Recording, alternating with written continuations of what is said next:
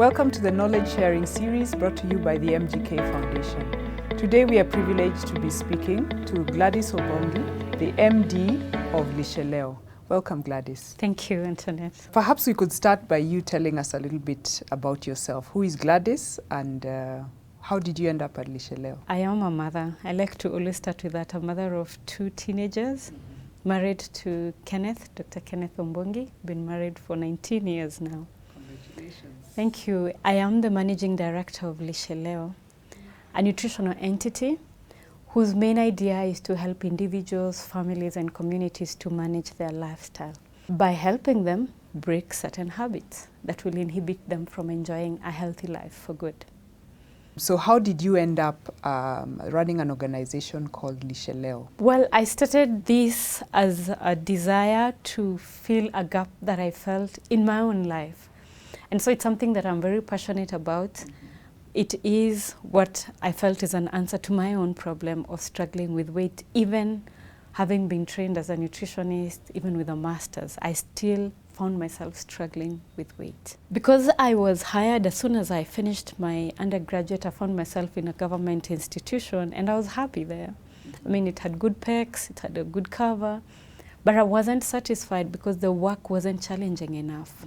Even in spite of what I would have to do every day, I still felt I needed something more to make use of my nutrition knowledge that I had then. I started to pursue this, not Lisheleo initially, but really struggling with my own issues. I struggled with weight. I wasn't always like this. So I was like about 20 kilos more. Knowing what I need to do and not doing what I ought to do was actually the beginning of my journey. And it all started in when I was in an assignment out of the country one day. And I was excited because, of course, I had this money. And then I saw these shops. And I'm like, I see this shop in secondhand clothes. And I'm in Old Navy. Then I'm going to go in. So, of course, I would go in and shop, go into the next store and shop. And that day when I was going back to the room, the house where I was being hosted, my host asked me, Gladys, you did the typical thing of shopping till you drop. You clearly need a suitcase. And I knew I needed help because I wasn't happy. I was annoyed. I had shopped so much. I mean, a whole new suitcase full of garments and shoes and clothes. And I wanted this out of the way, but I didn't know what to do. But while I was there, because I had gone to attend a meeting on the American Dietetic Association meeting, and I could see one behavior that I was so caught up in, an addictive shopper. And I knew this is beyond the plate. My weight, I could now see the relationship between my emotional habits and the way I had a good relationship with my starches, because I loved ugali. I loved, breads, different kinds of breads. I love chapati. I mean, of course we do, and it's okay to love them. But for me, we had a relationship. I think it was my trusted friend and a comfort source. So because of that, then I knew I needed to be guided. There was no one helping me. I would not seek ordinary help in an ordinary clinic. And so I started to look for answers.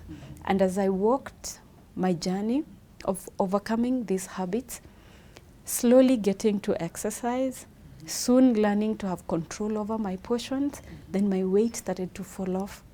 I was now more happier, more meaningful, engaged with my work. And I was a productive worker. And I wanted to pass this on. And that was the beginning of Lisheleo. Wow, interesting story. So how did you turn the idea into the business venture that it is today? What steps did you take to get there? At first, I registered quite early in 2013. I registered the company. I mean, that's where we all began. Yes. But I was scared because nutrition service do not pay. I really not in this country, maybe elsewhere. So I kept looking at the prices in the market and I asked myself, so how am I going to pay my bills? Am I going to have to see 50 people to be able to just do a few bills? And that was the hardest question to answer. Yet the model I wanted to embrace was that which I was going to spend time with my clients. So there was no room for walk in, walk out kind of a thing or the 5 minutes of seeing the doctor. I needed to spend more time with my clientele. So I started slowly by seeing 1 or 2 people, 1 in a month, while still working. And slowly I started to build the model. It's been a journey, and we are still refining our products even today. What does Lisheleo do for your clients? One of the things that we do is we offer very personalized nutrition wellness. And just like the name, Lisheleo is actually a full acronym that has the 8 principles that govern our model of offering service. L for locomotion, we believe you must move. I mean, there are no shortcuts, you've got to exercise. I is for inhale, exhale, so right posturing, deep breathing, ensuring that you enjoy fresh air is an important principle for us.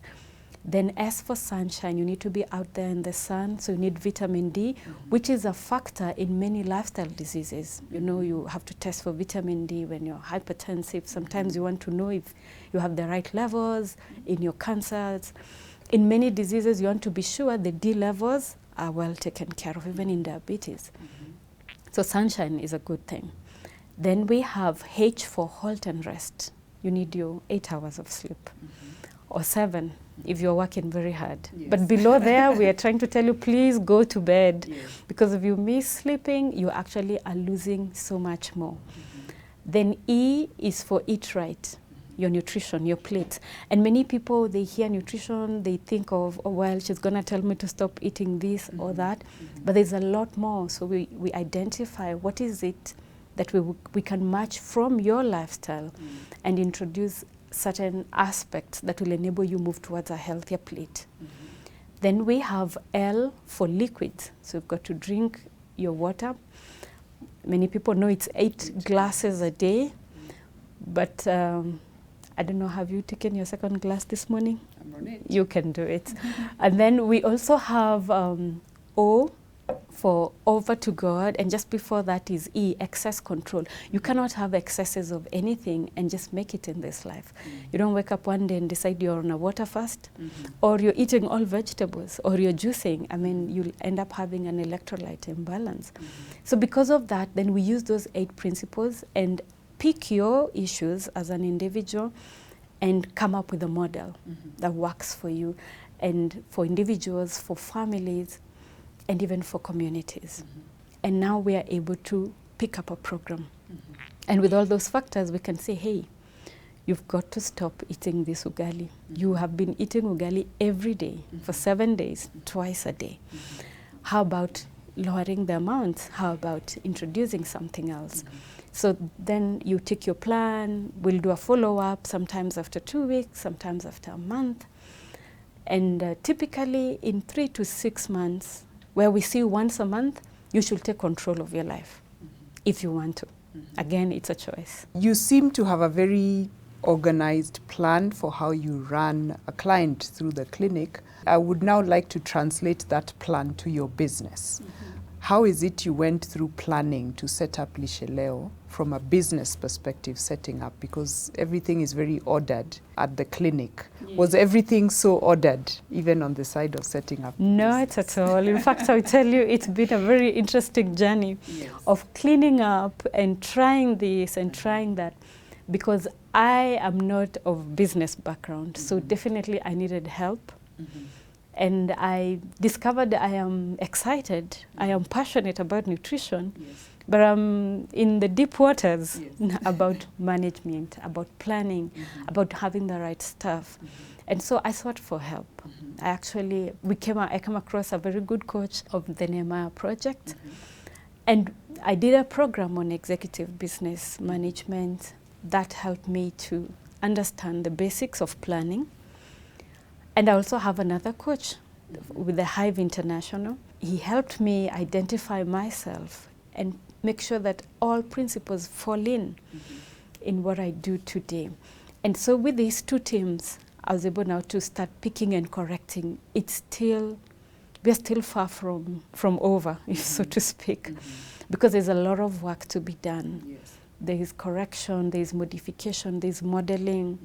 There's even researching and identifying the true model that works in a Kenyan environment. and so it's a very exciting journey. My plate is full, the challenge is enough, no longer frustrated. Yes. Yes, okay. So maybe identify for us one or two of these specific challenges you faced. A lot of entrepreneurs today struggle when they start out businesses, and you know, ideas float around. Everybody has an idea for a business, but turning that into something that's viable is a big challenge for a lot of entrepreneurs. So what are some of the challenges you experienced, and maybe how did you specifically address those challenges? My greatest challenge was getting, at first I thought finance was the issue. Yes. Then I realized finance is not. It's getting the right team. And that has been my greatest challenge. Getting people to understand what is this that we sell and embrace it, own it, and pass it on. And so at first I thought, well, maybe a big salary would help. Well, it didn't work. Then I realized maybe monitoring closely would. Then I realized it doesn't work. And so now we're in the process of just growing our own team through offering training. And so we'll be able to, by us offering training in lifestyle coaching, then we are able to pick those who are interested in our service and retain those within our model. And so one of the greatest challenge I believe many entrepreneurs have is having the right human resource, because you have the vision, you have the idea. The money, the banks are there, they would always give you loans if you need them. But for me, the human capital is the greatest investment an entrepreneur would ever have. Yeah. And how else have you worked through the resourcing challenge, just as aside from just training? I'm sure you've had people come to work for you, they leave, there are challenges with, you know, integrity of staff sometimes. Do you consult with organizations, for example, that offer, you know, HR services, or do you work on your own around that area, just developing your own talent? As I said, I was very green, so yes, I do consult. I really believe in professional help. And I don't like to sweat small stuff. So if I know there is a HR person who will help me, I will call out. And yes, I actually do have a consultant HR team that helps me. If I need legal advice, I know where to go. Even to draft a letter that needs to be done correctly, I really don't have to do it if I can have someone else help. And it's one of the things that many times entrepreneurs, they feel like if they're lean on cash, maybe they don't need to keep it professional. I don't think it's so. If you can go to the highest legal office and explain your story and they understand you're a small fish, they'll treat you as small fish. And they'll give you a package that matches that. And I found that very friendly. Being able to seek out various services. Accounting services for us, for example, is outsourced. So we have a professional coming in once a month, do our returns, take us through what we are learning. I'm learning to be an accountant. I mean, it's exciting. Awesome. Yeah. So all that is helping the business to fall in place.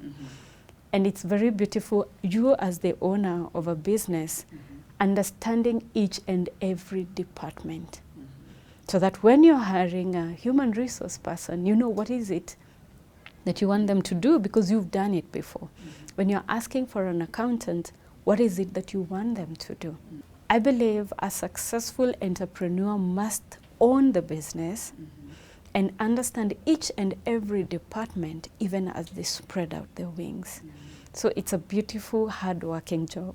So what's your typical day like as the MD of Lisheleo? Yes, that's an interesting one. I wake up about 4:30. Wow. So I do my personal devotion. Do you actually get 8 hours of sleep? Yes, because I try to sleep earlier. Okay. Yeah. I don't do 8 every day for sure. Yes. But I wake up at 4:30, and when I'm late, I would do 5, but then do my personal devotion because I believe in God guiding me, so I spend time with God in the morning. And so by around 5:30, it's time for us to take our kids to school. They're in high school, they're day scholars, so we have to drop them. So we live with my husband and them. Then we exercise from 6 to 7. Oh. An hour, for sure, you'll always find me out there. Okay. So after that hour, then I prepare, have breakfast at home. So I usually go to work by 9. Okay. I would love to go earlier, but I can't because now I have to do these rituals in the morning. So when I get into the office, I would pick in whatever files that they're in, the clients that we've booked for that day. And our typical service is not the waiting bay kind of a thing. It's by appointment. So I know I'm seeing 5 clients today. In fact, 6, 7 is our max because it's an hour per client. I'll see the clients for the day, and by about 5, 6, I'm actually ready to leave. But not because I'm not working behind the scenes. So when I leave to pick the kids back home, I would also spend time now doing some things that need me to work late. So by about 8:30, we would finish with family worship at home. We don't have supper in our home. So please don't come, because we will not find, because we do typically 2 meals, breakfast and lunch. And so lunch, most of us eat out, whether you're at work or the kids are in school. And our help at home, she can enjoy what there is. So evening, we don't have like an evening meal. We just have a light bite, you know, of whatever little food. And so we have family worship at 8. By 8:30, 9, I don't watch evening news. So I'm usually, so I'm usually headed to sleep. So by about 9, I'm gone to bed, 9:30 some days, 10. And then there are also those 11 and midnight days when I have a few deadlines to catch up. So it's something that I did not achieve in a day. And I will tell anyone this you can't achieve in a day. It's been like a 3-5 year journey to pick that schedule. The whole myth around exercise, maybe we could touch a little bit on that before we go into diet. A lot of people struggle with exercise because I think we believe it has to be intense, really, really hard, and it has to be for long periods of time. And you have to sweat. And you have to sweat. So tell us a little bit about this whole exercise space. What works and what should people really be focusing on? Well, one of the secrets to actually keeping a mobile body, so to speak, you know, ensuring that you're moving, is to look for that that works for you. So it's not true that you have to sweat. It's not true at all. It's also not true that you need to be very, very tired until you can't function the next day and you have aches everywhere because you spend 2 straight hours doing the hardest routine in the gym. It needs to be easy. It needs to fit into your lifestyle. It has to be something that you can afford and sustain for life, if possible. And so for me, I walk. I don't run. I actually have an injury on my knee, so I'm not able to run, even if I want to. So I walk for just that hour or 45 minutes when I'm in a hurry, or half an hour even when I'm really in a hurry. If I haven't covered my time, I have a standing desk in my office. So I'll stand. I'll work the whole day standing. If that's also not possible, maybe I was in a meeting and it's a conference, so then I will do steps. I have a pedometer. Everybody now has a smartphone, or many people, so to speak, have smartphones. So you can do your steps on the spot. If you have an injury, you don't need to jump. You can just walk until you clock 10,000 steps on the spot. Or you can run if you like, you can skip. So whatever works for you. You can do YouTube, you can go to the gym. The consistency is what is important. 6 days a week, 7 days a week, 5 days a week. I encourage that. I don't give that general, easy to do kind of a thing of, if you clock 150 minutes, that's good enough. No, you've got to do your 40, 50 minutes daily or even an hour. And that way the body picks the cue and it knows at this time I need to be doing this. And the quality of your sleep is fantastic. You don't borrow, you don't wait, you just go straight into bed. So exercising is lifestyle. It's easier that way than feeling so tired to have to pay gym.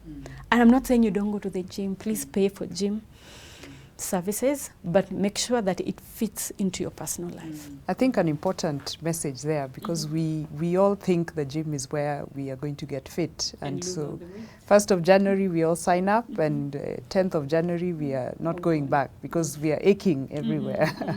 And that's why you have to identify what works for you.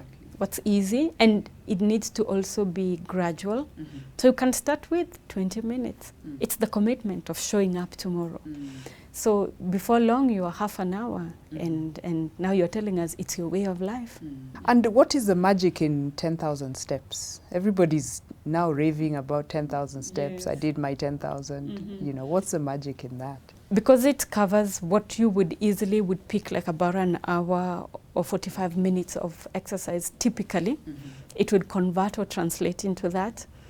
And in fact, we say 12,000 is steps is what you would say it gets to the level where your mind has experienced a movement that would allow you not to be in a depressive state. So even if you want to be happy and feel you really exercised, you push it to 12,000. It's not even 10.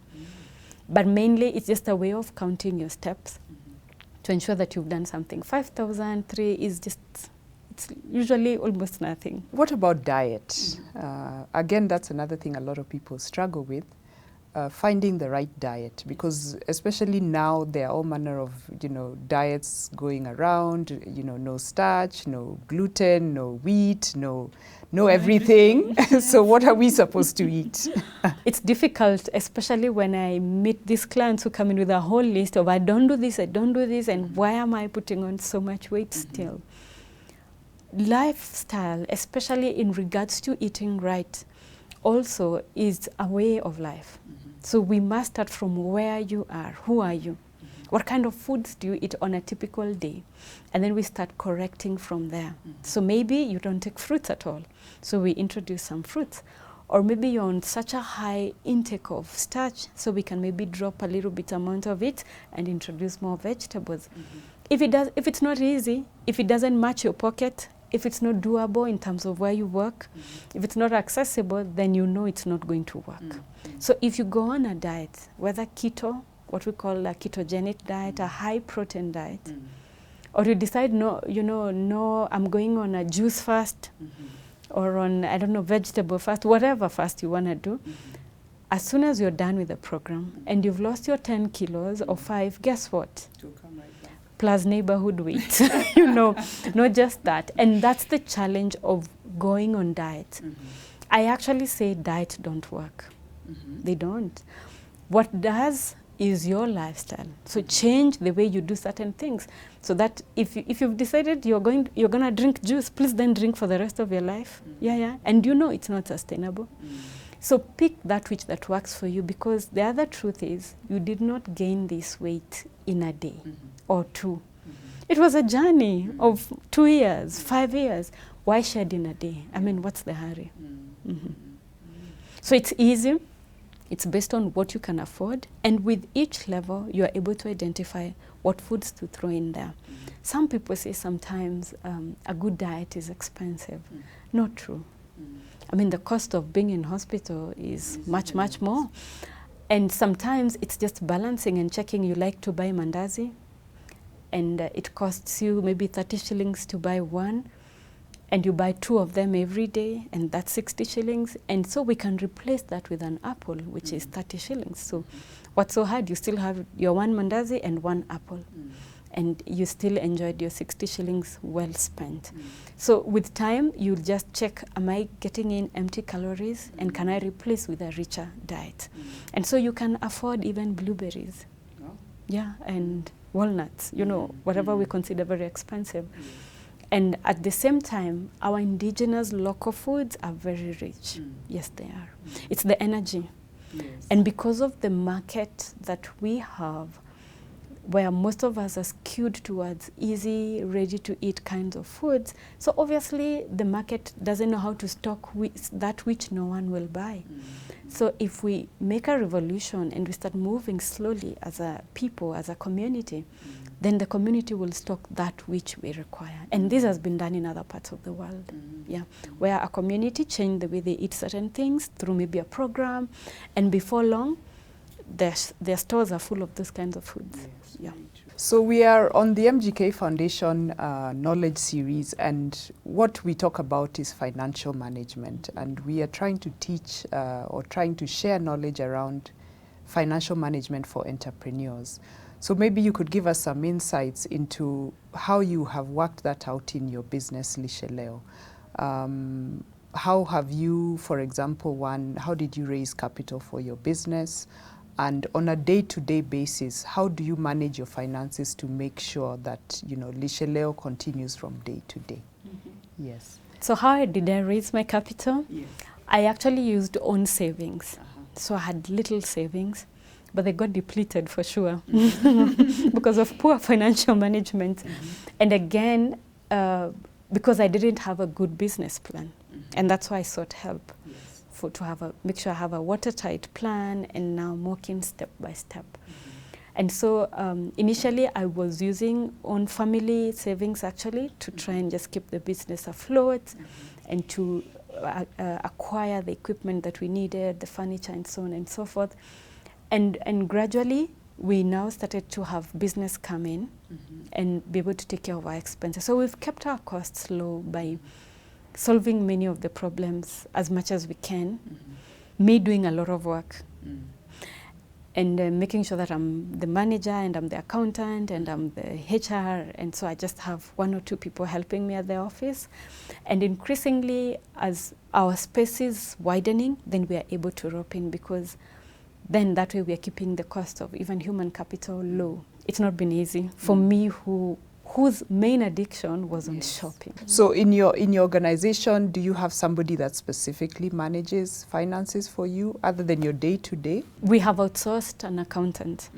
So we use softwares to try and capture our expenses and how we expend money. And then she comes in every month and goes through our books, ensures everything is the way it's supposed to be done. And that's how we have kept afloat. It's very nice to actually have our supporters. So yeah, because we realized we needed a lot of help in that area. What has kept you going as an entrepreneur? What are some of the attributes you would say you have either had to build over time or you brought with you to the business that have helped you sustain, other than resilience, because you certainly are a very resilient person just from listening to your story? I think the other one is discipline. Yes. And that has been a big one for me, because the routine I just shared of my typical day wasn't always there. You know, I mean, I don't like to exercise. It's not one of those things I would really love to do. And if there was a way of never having to exercise, then yes, I wouldn't. But introducing exercise as part of my life every day has made me very disciplined. And so I know, even if I don't want to go and listen to this long story, because I've exercised, then I'm ready to listen to the long story. One of the things that, as the model that we have, then you have to listen in quite a bit and have a clear mind to be able to pick the story of that which you're looking for. So discipline is one thing. I had to develop, with a lot of support, not to be afraid, to be more courageous, and to jump in. Resigning from a parastatal organization to start a business at the peak of COVID doesn't sound very smart. But I have a very supportive family. So my husband told me, no, it's by jumping that you learn how to swim. So just dive right in there. We are here. We'll cheer you on the shore. We are not going to get into the water with you. Yes, and that has also been very important. So social relationships, I would say, are very important for entrepreneurs, because you find yourself as a leader, you're alone.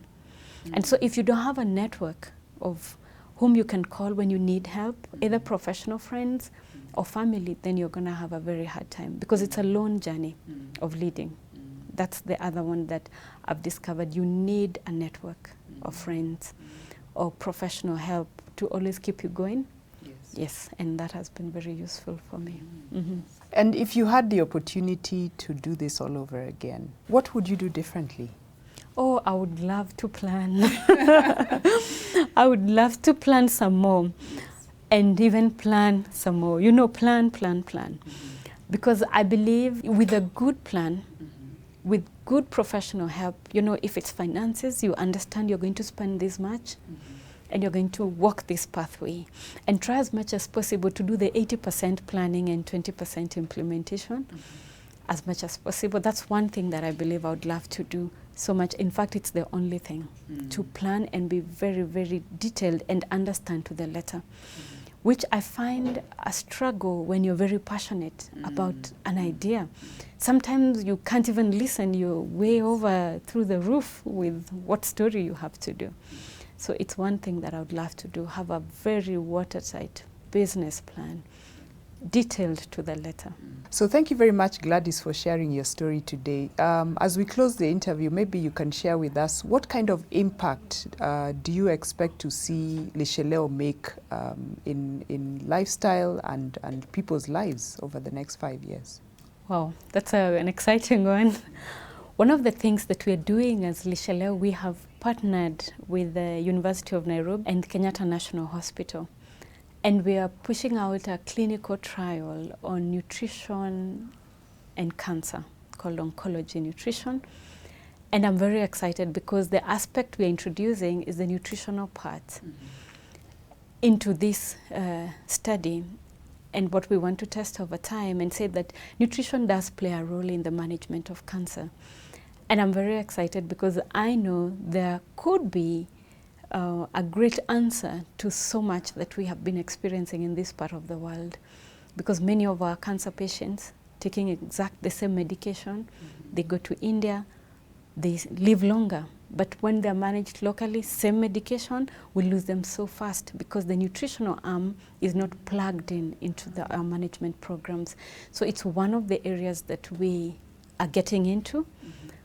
And we foresee this turning around the management of this disease that is with us. What is important is to see life added to many of our people whose life is shortened because that part is not done. If I am struggling with anything like a lifestyle disease or my weight or just needing to exercise more, how can we reach you at Lisheleo? Okay, we are located on along Jakaya Kikwete Road at the Better Living Hospital, right opposite the Integrity Center. There's Better Living Hospital, and besides it, there is our clinic. So Lisheleo is right there. And you can also reach us on phone number 0791 551335 or on our website, www.lisheleo.com. Reach out to us, talk to us, and we'll be happy to serve you. Thank you. Thank you very much, Gladys, for speaking to us today. And we hope to interact with your business a little more, even if it is just for us on a personal level.